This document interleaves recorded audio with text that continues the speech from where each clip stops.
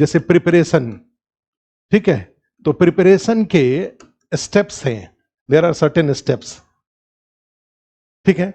और स्टेप्स में आता है, फर्स्ट जो स्टेप 1 होता है किसी भी टॉपिक का, वो ये है लिस्ट ऑफ टॉपिक्स।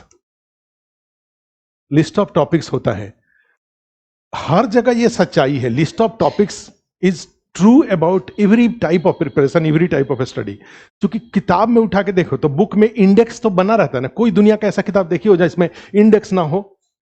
तो आप तैयारी करने जा रहे हैं तो आपका इंडेक्स है कि नहीं। तो अब ये होता है कि मैं बुक से इंडेक्स बनाऊं या अपने इंडेक्स के अकॉर्डिंग बुक्स को में जाऊं, अपने इंडेक्स के अकॉर्डिंग, अपने लिस्ट ऑफ टॉपिक्स के अकॉर्डिंग बुक्स पे या स्टडी मटेरियल पे जाऊं, या स्टडी मटेरियल के अकॉर्डिंग बुक पे जाऊं।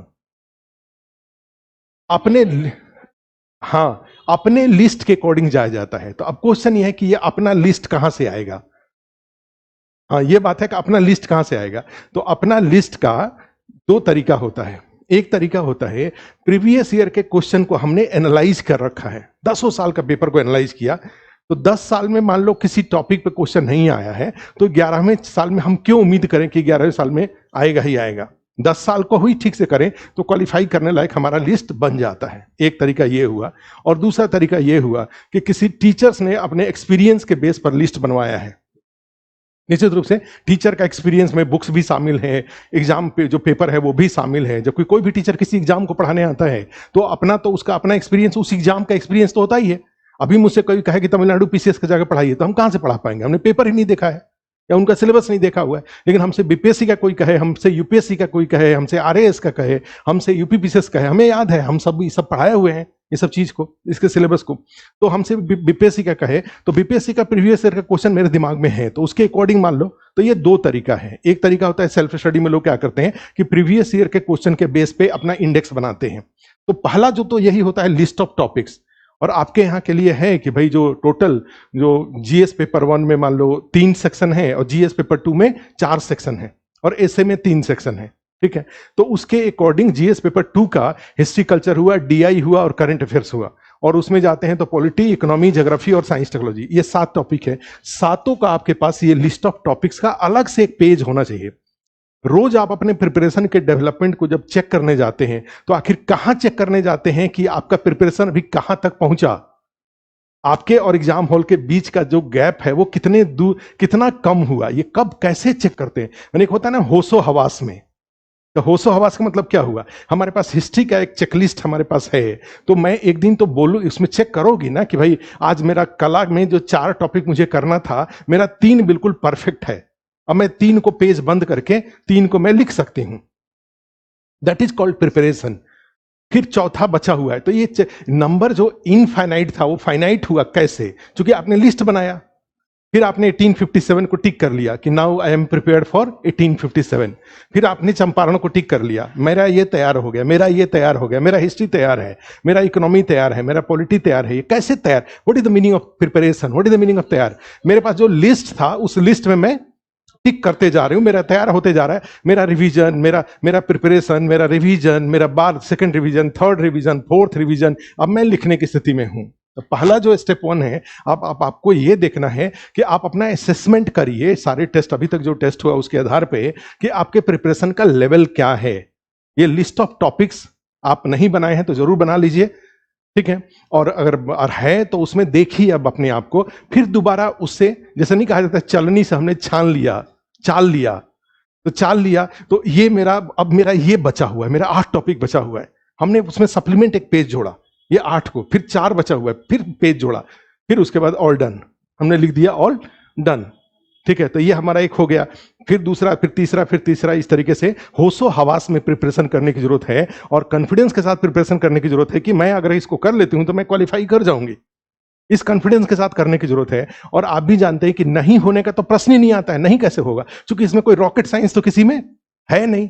आपके एनर्जी और आपके enthusiasm to get qualified, to get selected के प्रति जो आपका उत्साह है, ये तय करेगा। यहां पे कोई रॉकेट साइंस नहीं है, नथिंग इज इम्पॉसिबल, यहां पे कोई इम्पॉसिबल वाला चीज नहीं है। अब ये जरूर आपके यहाँ कंफ्यूजन एक चल रहा होगा कि ना अब 50 डेज बचा हुआ है, 50 डेज में हमसे 55 डेज बचा हुआ है, 55 डेज में हमसे होगा कि नहीं होगा। अरे तो कम से कम नहीं होगा तो 3-4 लेयर पे नहीं हो रहा है, 3-4 बार रिवीजन नहीं हो पाएगा, एक बार तो हो जाएगा, 2 बार तो हो जाएगा, उतने से जाके देखते हैं, ट्राई करते हैं। क्लियर है? तो प्रिपरेशन तो माने होशो हवास में प्रिपरेशन, तो एक तो ये हुआ। और स्टेप 2 में आता है, ठीक है, इसका सबका कंटेंट्स। तो कंटेंट्स तो मान लो टेस्ट सीरीज में हम लोग ही दे रहे हैं, आपके अपने पास भी बहुत सारा होगा, लेकिन बहुत सारा नहीं होना चाहिए कंटेंट्स, माने ये 10x1 नहीं होना चाहिए, ठीक है, 10x1 नहीं होना चाहिए, 1x10 टाइम्स होना चाहिए। तो ये आप कम से कम डिसाइड कर चुके होंगे कि मेरा वो एक स्टडी मटेरियल कौन सा है, और जब तक वो एक कंप्लीट नहीं हो जाता है, मैं दूसरा क्यों खोज रहा हूं, मैं तीसरा क्यों खोज रहा हूं। अच्छा नाम का कोई चीज नहीं होता है, जो है उसका जो भी बेसिक इंफॉर्मेशन, क्या जो एक है उसकी सारी बातें मुझे याद है, और याद नहीं है तो मैं दूसरा क्यों खोज रहा हूं। भले ये एक याद हो जाए तब ना दूसरा खोजूं, तब ना तीसरा खोजूं। तो यहां पे ये ध्यान रखिएगा, ये एक फाइनल कर लेना है, अब कम से कम 2, 3, 4 नहीं होना चाहिए अभी कम से कम। हाँ, टाइम भी जाता है और आउटपुट भी नहीं आता है, माने वही बात है 10 को एक एक बार पढ़ा, वो रील वाला हाल है। ईटीसी हो जाएगा, दिमाग थक जाएगा, पेज पलटते पलटते थक जाएंगे, आउटपुट कुछ होगा नहीं तो उत्साह नहीं आएगा।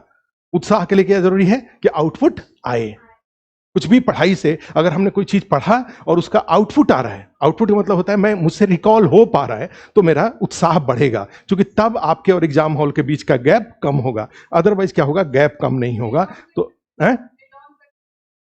अरे तो पहले कुछ में बाद में ना, पहले तो जो एड ऑन की तो तब होगा ना, जब पहले से जब दाल भात चोखा बना रहेगा तब ना एड ऑन करेंगे। दाल भात चोखा का ठिकाना नहीं है, एड ऑन के पीछे पड़े हुए हैं। समझ रही हो क्या है, एड ऑन की कब जरूरत है, तो एड ऑन जरूरत पड़ेगा ना 10 दिन लास्ट में देखेंगे, पेज पलटेंगे लास्ट वाले में, जब एक राउंड तो मेरा प्रिपरेशन हो जाए, उसके बाद ना एड ऑन की बारी आती है। पहले दिन ही एड ऑन के चक्कर में नहीं पड़ो, ठीक है। स्टेप 3, अब देखो, अब यहां पे मेरा फॉर्मूला काम कर रहा है। जो एक बोल रही हो ना कि भाई हम प्रिपरेशन करके जाते हैं, हर बार क्या होता है वहां नया एंगल मिल जाता है, क्वेश्चन पेपर में नया एंगल मिल जाता है। फिर यही बात मैंने इसीलिए बताया था यहां पे कि मैं क्या करूंगा कि स्टेप 3 में मैं टॉपिक को पढ़ू, टॉपिक लिखूंगा, टॉपिक लिखूंगे मैं। मीनिंग क्या हुआ कि हम, जैसे मैंने कहा कि फूड सिक्योरिटी एक टॉपिक है, उस फूड सिक्योरिटी का सारा डायमेंशन हम कवर करके अगर जाएंगे तो एग्जाम हॉल में एक डायमेंशन पे क्वेश्चन आएगा। अगर हम क्वेश्चन के अनुसार टॉपिक पढ़ेंगे तो वो अलग अलग हो सकता है कि हमने पढ़ के गया कुछ और, impact of climate changes on food security हम पढ़ के गए और वहां पे इन्फ्लेशन वाला पूछ दिया, वहां पे करप्शन का एंगल पूछ दिया, वहां पे फेल्योर ऑफ पीडीएस पूछ दिया, वहां पे इस तरीके की कुछ चीज पूछ दिया। लेकिन अगर हम मान लो पूरा टॉपिक पढ़ के अगर जाते हैं, उस टॉपिक को बार बार मल्टी डायमेंशन से लिख के, जैसे आज की डेट में आपके यहां भी देखो बहुत सारे लोग प्रिपरेशन कर रहे हैं, बहुत सारे लोगों का प्रिपरेशन कंक्लूड अच्छे से नहीं होगा। क्यों? क्योंकि वो क्वेश्चन पर फोकस कर रहे हैं, और क्वेश्चन पे फोकस करने से तैयारी थोड़ी होता है। आपका क्वेश्चन, आपने क्वेश्चन मान लो 20, बाई चांस ऐसा हो सकता है कि आपने कोई प्रिपरेशन किया, ठीक है, आपने कोई क्वेश्चन और क्वेश्चन आ गया, उसी एंगल से क्वेश्चन आ गया, ये बहुत रेयर होगा।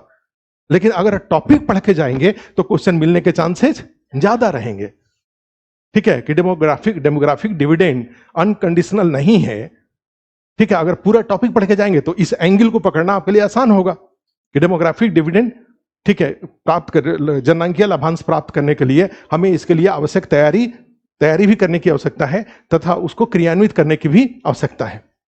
मैंने भारत में जो डेमोग्राफिक पोटेंशियल हमारे पास है, वो डेमोग्राफिक पोटेंशियल को डिविडेंड में कन्वर्ट करने के लिए हमें तैयारी। अब इसी क्वेश्चन को एंगल बदल देंगे कि डेमोग्राफिक डिविडेंड क्या है, अनकंडीशनल नहीं है।